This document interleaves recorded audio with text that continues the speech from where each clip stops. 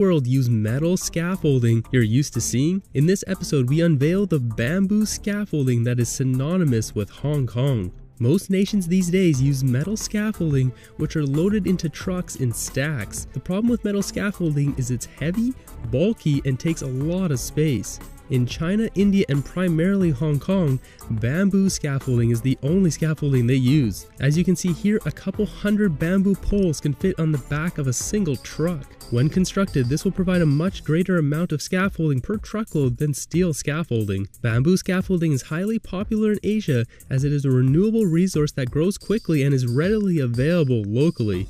This type of scaffolding is built by tying bamboo poles together with nylon straps. The poles, beams, and cross braces can be used for up to 7 years, at which point they'll be used as walkboards, which are the horizontal beams that workers stand on.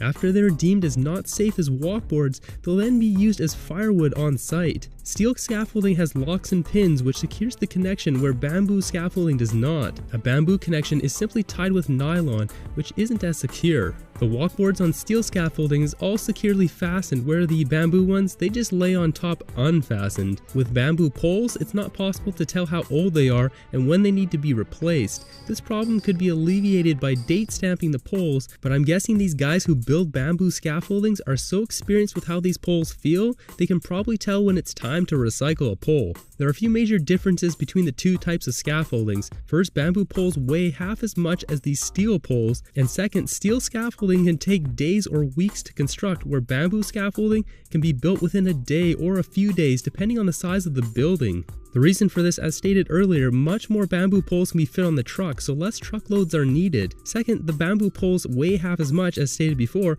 which makes it a lot easier to lift them in place and build the scaffolding. Different sources online have stated that bamboo scaffolding has withstood strong winds and just flexed in place, where metal scaffolding has fallen apart, damaging the structure it was built around. Now if you think about it, this actually makes sense because bamboo was designed essentially from nature and it's designed to withstand strong winds. If it didn't, the plant wouldn't survive. But with that said, there's no strong evidence of this. When it comes to very tall buildings, bamboo scaffolding higher than 15 meters or 45 feet needs to be designed by a design engineer who specializes in bamboo scaffolding. While it may seem unbelievable, towers in Hong Kong that are 70 stories tall get wrapped with bamboo scaffolding. Yeah, I wouldn't want to have that job.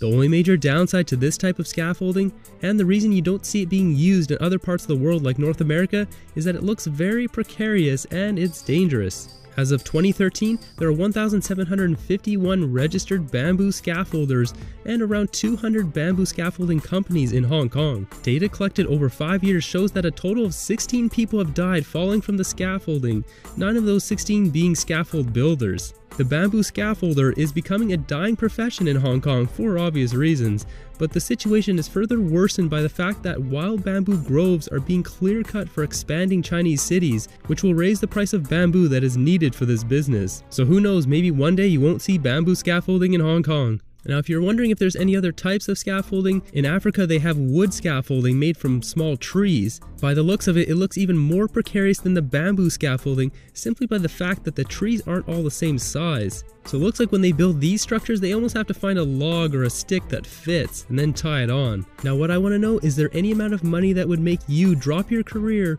and become a bamboo scaffolder? Let me know in the comments below. Risk assessment.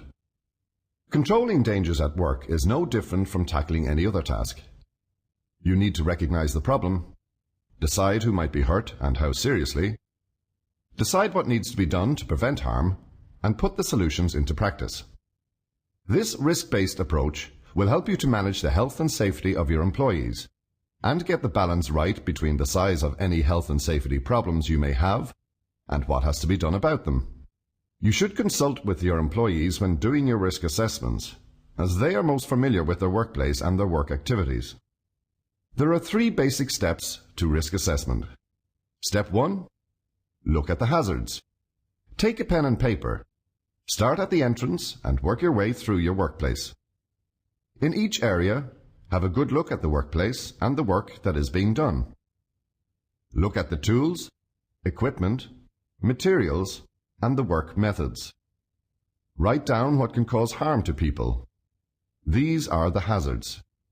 Step 2. Decide who might be harmed and how. For each hazard, ask yourself, how could somebody be harmed and how likely is it to happen? Then ask, what would the severity of the injury or ill health be?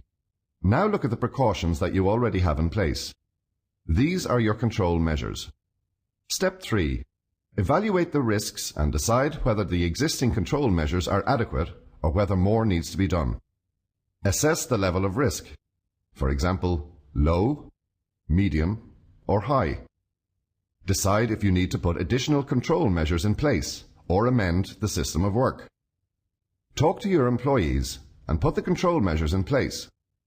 Check on a regular basis that the controls are working. You must record your findings and review your risk assessments regularly.